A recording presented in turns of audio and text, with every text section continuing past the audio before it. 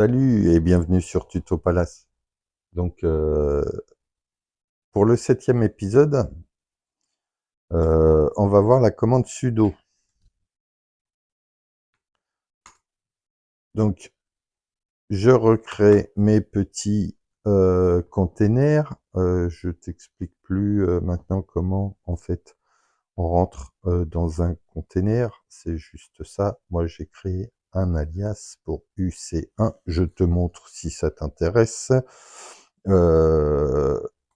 Alias UC1 qui me permet directement de rentrer dans le container. Donc en fait, je vais juste taper UC1 et je me retrouve dans mon container. Voilà. Donc je source un fichier qui me crée mes nouveaux containers. Je sais que je pars de rien du tout.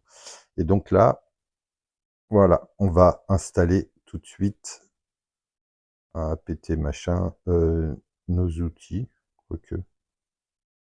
Et cela. Voilà, toc. Hop, commande V, hop, et c'est parti. On installe sudo. J'ai installé aussi add user, mais en fait, on n'en aura pas besoin. Bon, si la connexion est rapide, ça posera pas de problème. Alors oui, c'était rapide. Donc 8, ça tu connais, on a vu dans les épisodes précédents, 37. Voilà.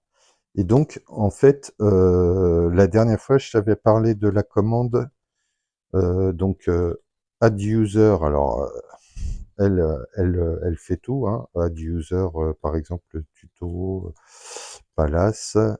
Hop, elle demande le password. Donc, je mets le password. Voilà, je valide partout. Et si je fais un ls de la home, voilà, j'ai mon utilisateur Tuto Palace. Et puis on avait vu la commande user add, qui est en fait, si je crée le user Titi, cette commande, par défaut, elle fait pas grand chose. Elle va juste mettre Titi dans les fichiers de configuration. Si je regarde la home, voilà, j'ai pas le user Titi. En revanche, ce que je vous avais pas dit, c'est qu'elle est utilisée dans les scripts.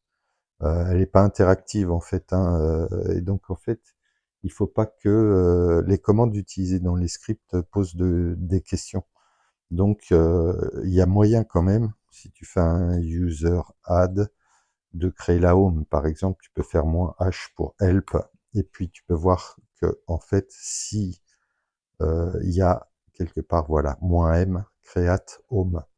Donc si j'ai envie de faire un user add -m pour créer la home et un user toto, hop, si je vais regarder ce qu'elle m'a fait dans ma home,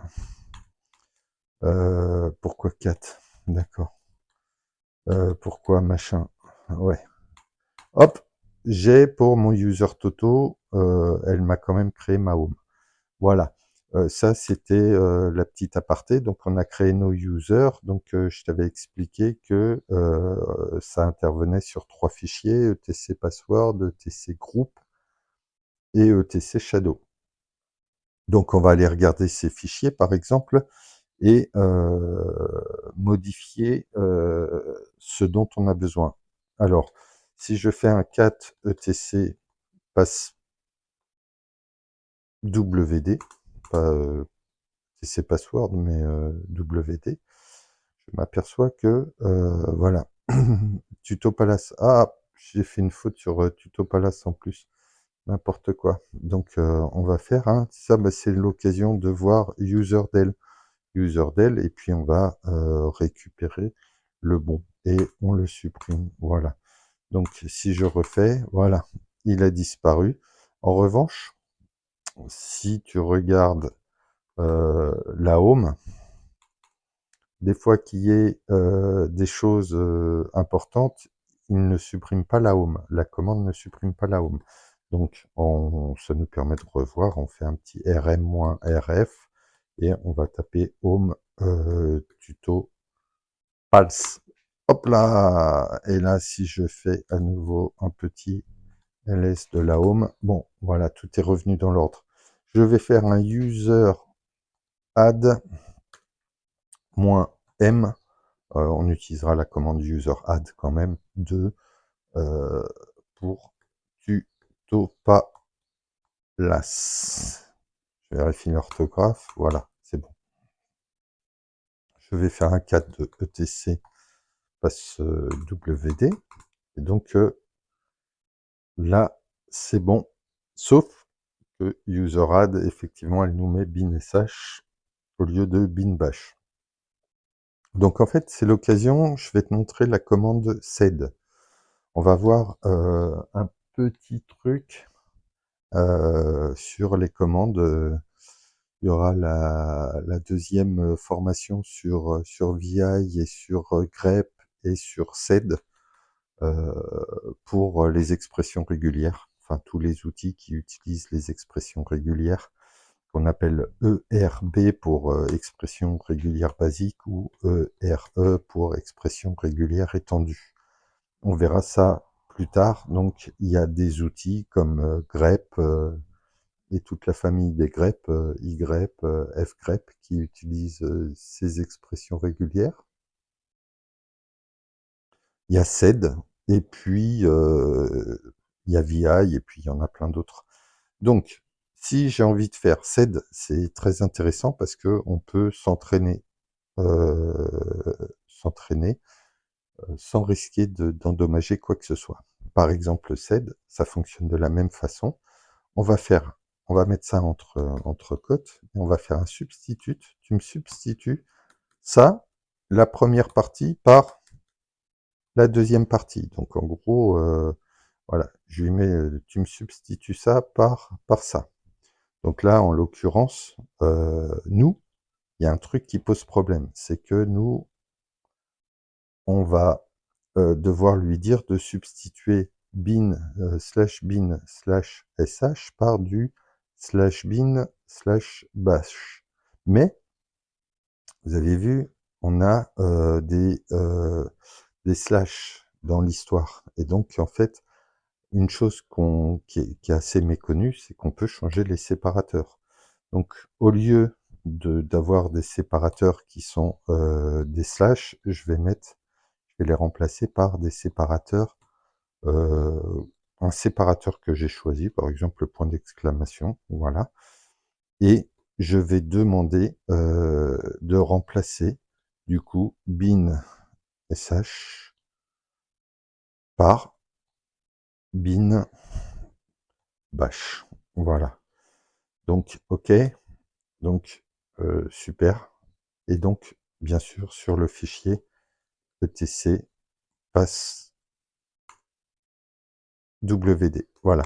Et donc là, qu'est-ce qu'on peut voir? On peut voir que mes trois utilisateurs, ils ont créé récemment, voilà, avec user add, ils sont passés de bin_sh à bin_bash. Mais ça, en fait, c'est juste pour l'apparition à l'écran. Si je regarde le fichier cat etc password, rien n'a été modifié. C'est pour ça que je te disais que la commande sed, elle est assez fabuleuse, parce que ça te permet de voir dans un premier temps le résultat, et si tu es satisfait, tu rappelles ta commande, et tu as juste à rajouter le petit paramètre -i. Et donc à partir de là, toc, il va vraiment, il n'y a plus d'affichage sur l'écran, mais il t'a vraiment modifié le fichier tcpassword. Et on a maintenant du bin_bash, du bin_bash et du bin_bash pour Titi, Toto et tutopalas. Deuxième petite chose, on avait vu dans la commande dans le petit épisode précédent que les mots de passe étaient dans Shadow. Et que dans Shadow, du coup, quand on avait un point d'exclamation, c'est qu'en fait, il n'y avait pas de mot de passe et que du coup, le compte était bloqué. Donc, on va faire un petit passe WD, hein, ou password, ou passe WD sur Titi. Et puis, on lui attribue un petit password. On va faire la même chose sur Toto. on lui attribue le même petit password, on s'embête pas, et puis on va faire la même chose sur tuto palace. Hop, et hop, hop, voilà. Et donc en fait, je réédite le fichier etc shadow et je vois bien que je leur ai attribué des mots de passe. Maintenant, avec le séparateur, voilà, ça nous fait un petit rappel. On avait aussi, du coup, le etc group. Et ce fichier, on avait pu observer que, eh ben, seul l'utilisateur Ubuntu avait des permissions. Donc voilà, si on voulait attribuer les mêmes permissions en fait aux autres utilisateurs, eh ben il faudrait les ajouter, virgule à la fin, en fin de ligne, en fait. Hein. Là, évidemment, je peux pas me permettre de dire tu remplaces uniquement Ubuntu par Ubuntu virgule Toto parce que j'ai un groupe Ubuntu. Donc pour éviter toute embrouille, j'ai un groupe Ubuntu que je peux pas remplacer par Ubuntu virgule Toto. Il y aurait une faute dans le fichier. Donc, ce que je vais faire, je vais refaire la commande avec sed. Et sed, l'avantage, c'est que on va d'abord s'entraîner, d'abord voir si, si la commande est exacte. Donc, je vais remplacer Ubuntu, mais tous les Ubuntu en fin de ligne. Hein, on avait déjà vu ce caractère d'expression régulière, ce caractère spécial pour spécifier uniquement les fins de ligne. Donc tu me prends tout ce qui est en fin de ligne et tu ignores tout ce qui est en début de ligne. Voilà. Donc tu me remplaces tous les Ubuntu en fin de ligne par Ubuntu titi virgule toto virgule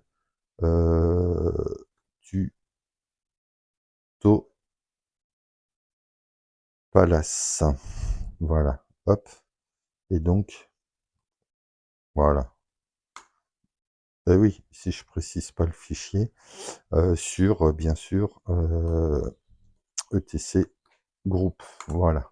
Et donc, en fait, voilà, je peux observer que il m'a bien fait ça, c'est pas déconnant, il a remplacé tous les Ubuntu de fin de ligne par Ubuntu, Titi, Toto et Tuto Palace. Et il m'a pas touché au groupe Ubuntu. Voilà.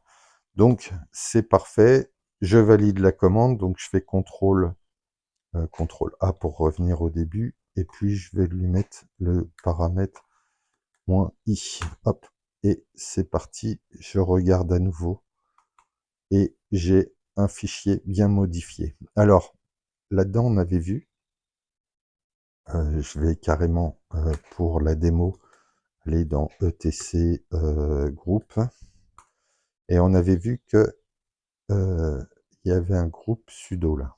Voilà.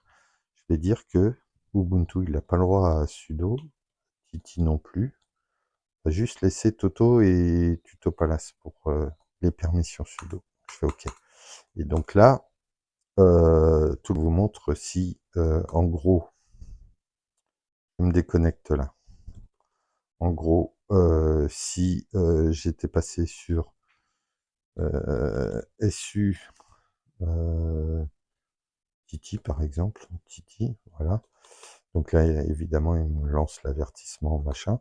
Mais si j'avais repris la même commande avec Titi, avec du sudo, et ben, il me demande le password. Je mets le password et il me dit non, Titi, il n'est pas dans le fichier sudo. Et évidemment, dans etc group,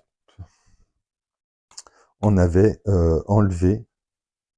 Alors, je peux faire aussi un grep dessus pour pas donc pipe grep et le caractère qui correspond au début de ligne. Donc voilà, hein, on avait vu aussi le caractère début de ligne et caractère fin de ligne avec le $. Et donc pour voir la ligne avec le groupe sudo. Et donc voilà. Donc j'ai juste la ligne qui m'intéresse. Et je vois qu'il n'y a que Toto et Tuto Palace. Donc effectivement, Titi, il n'a pas le droit. Il me dit que il n'est pas dans le fichier. Voilà. Donc tout ça pour montrer que sudo fonctionne bien. En revanche, il y a une autre façon de faire. Et voilà. En fait, vous avez aussi la possibilité de modifier un fichier qui s'appelle, qu'on va afficher, qui s'appelle sudoers. Voilà. Sudoers, voilà. Donc évidemment là, je suis en tant que Titi, je peux pas le voir, j'ai pas les droits sudo. CTRL D, CTRL D, il va vouloir me laisser sortir là. Voilà. Donc su-toto. Et puis là, je peux faire sudo cat etc sudoers. Voilà. Et le fichier sudoers, en fait, voilà, il nous parle des utilisateurs. Donc root, bah, évidemment, root, il a tous les privilèges, toutes les commandes, il peut faire toutes les commandes, il n'y a pas de souci. Et puis ensuite, quand ça commence par un pourcentage, sudo, c'est un groupe. Donc il y a un groupe admin, il y a un groupe sudo, et tous ceux qui sont dans le groupe sudo, ben, ils peuvent faire toutes les commandes. Voilà. Et ce fichier-là, il est très dangereux. Il faut éviter de le... Enfin, les fichiers sudo, d'une manière générale, sont assez dangereux et il faut faire très attention quand on manie sudo. Parce que voilà, surtout si vous avez désactivé le root. Là, on a le root pour l'instant. Ça crée pas de problème. Et puis en même temps, on est dans des containers. J'adore les containers parce que bon, voilà, si on fait des bêtises, on supprime le container et on recommence. Donc, c'est reparti. Il y a cette notation-là, mais il y en a une autre qui est bien meilleure, et je vous explique pourquoi. Parce que en fait, euh, il y a de plus en plus de commandes qui finalement disposent dans UTC d'un répertoire. Et là, sudo. Alors, avant, juste petite note, ouais, on peut utiliser sudo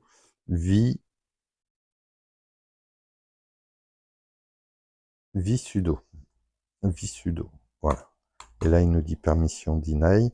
Et sudo visudo, voilà, pour avoir l'autorisation de modifier le fichier sudo. Voilà, le fichier que je viens de vous montrer juste auparavant. Donc ça, c'est un petit éditeur visudo.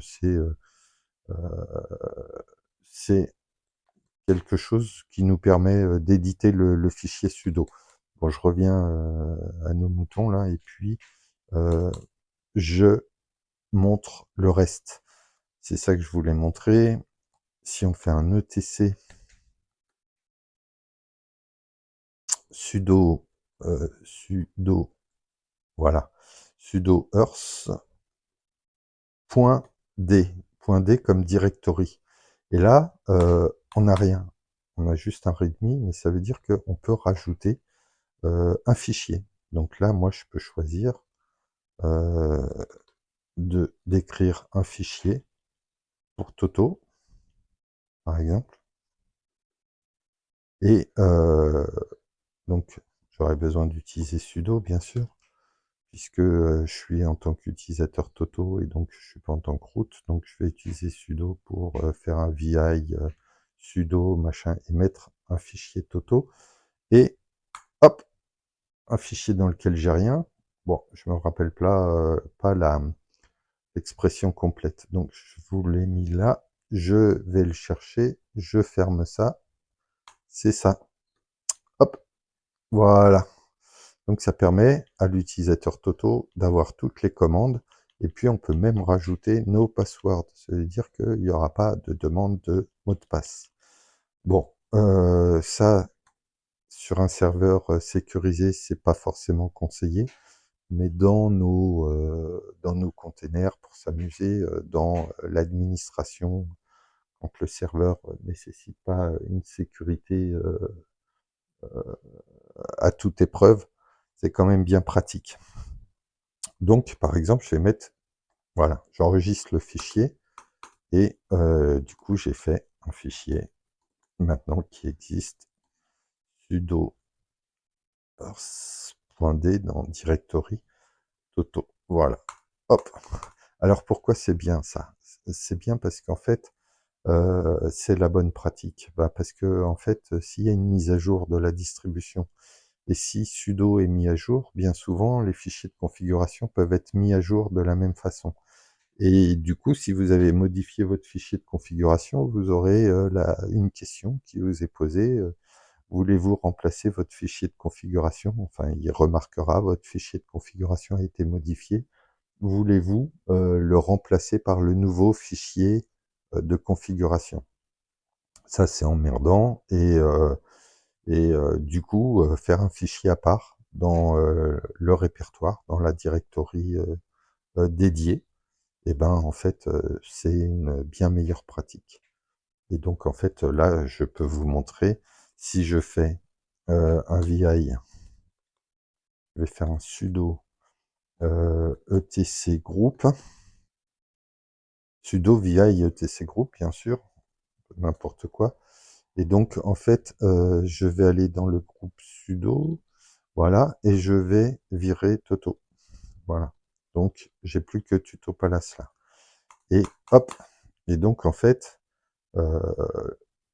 normalement, voilà, si j'avais pas fait ce fichier, le user Toto, il pourrait plus passer, par exemple, en tant que root. On peut faire un sudo switch user, par exemple, et en fait, sans mot de passe, voilà, puisqu'on avait, on avait ajouté nos passwords.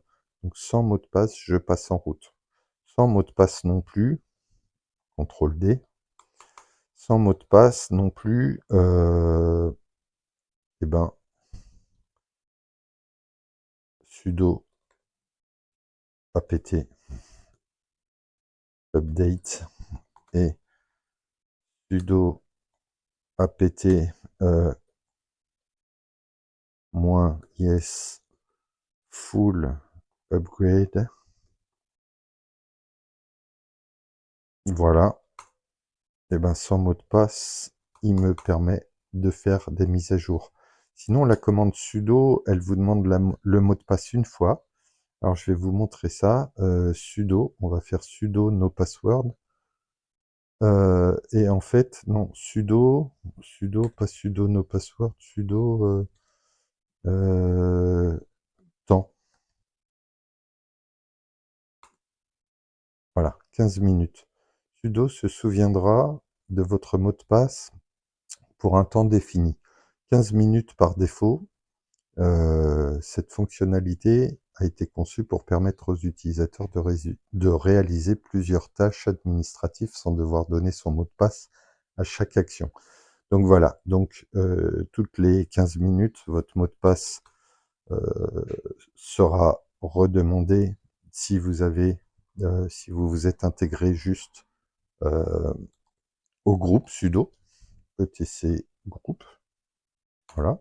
Et ça, c'est aussi une façon de le faire sans casser quoi que ce soit, hein, une façon assez sympathique. Et puis voilà, c'est la façon qu'il faudra utiliser sur un serveur, par exemple.